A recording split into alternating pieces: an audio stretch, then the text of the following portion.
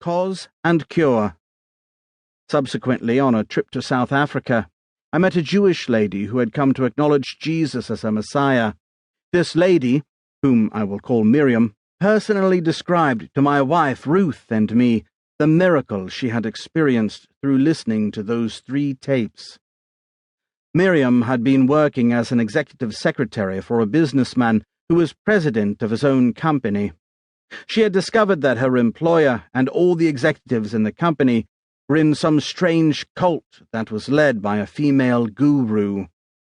One day, Miriam's employer handed her a cassette and said, "Here are some blessings that our guru has pronounced over us. Please type them." As she began to type, Miriam realized that the blessings were actually fortune-telling with strong occult overtones. She explained to her employer that such things were contrary to her faith in the Lord Jesus and the Bible, and asked to be excused. Her employer was gracious and apologized for having asked her to do something against her conscience. Almost immediately after that, Miriam began to develop acute pain in both hands. Her fingers curled up and became absolutely rigid. She was no longer able to carry out her tasks as a secretary. The pain was so intense that she could not sleep in the same bed as her husband, because every time he turned over, the movement of the bed caused unbearable agony in her fingers. X-ray diagnosis revealed that her problem was rheumatoid arthritis. A Christian friend of Miriam's heard of her distress and brought her my tapes on curses to listen to. Miriam was a rather sophisticated lady, skeptical about such things as curses, which she associated with the Middle Ages.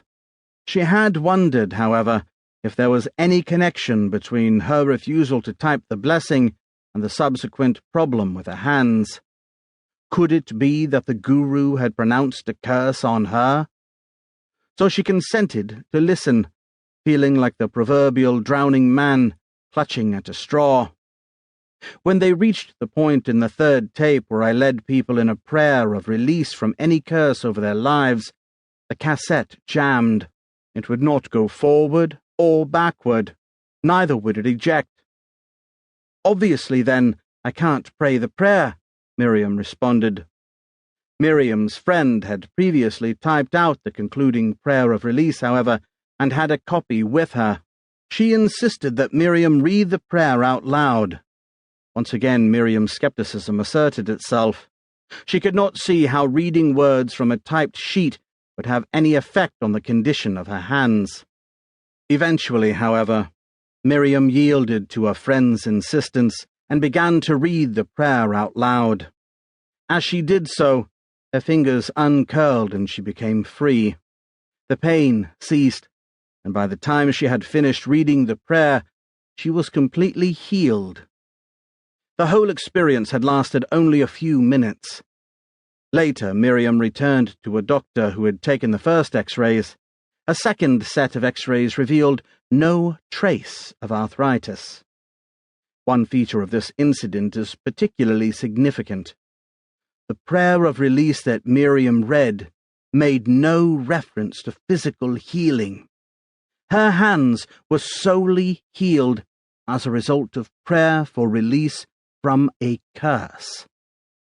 Here was further dramatic evidence that a curse can be a barrier to keep people from receiving healing.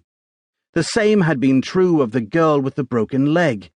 In my own case, on the other hand, an unsuspected curse had been keeping me from the level of prosperity that God had intended for me. If a curse could be a barrier to blessing, such as healing or prosperity, was it not possible, or even probable, that many other kinds of blessings were likewise being withheld for the same reason? It was on this basis that I set myself to seek the answers to 3 related questions. First, how can we recognize that a curse is operating in our lives? Second, what must we do to revoke a curse and release ourselves from its consequences?